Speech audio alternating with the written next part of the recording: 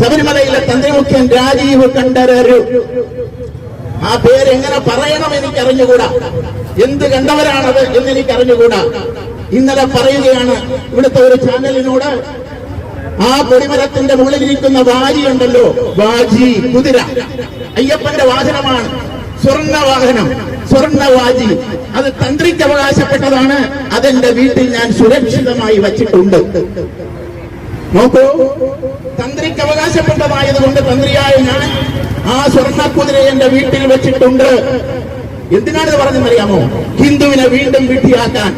എന്റെ അവകാശത്തിന്റെ പേരിൽ ഞാൻ കൊണ്ടുവന്നതാണ്, ഞാൻ കട്ടതല്ല എന്ന് ബോധ്യപ്പെടുത്തുവാൻ. ഇതൊക്കെ അങ്ങ് മനസ്സിൽ വച്ചിരുന്നാൽ മതി. ഹിന്ദുവിന്റെ അടുത്തതൊന്നും വേണ്ട.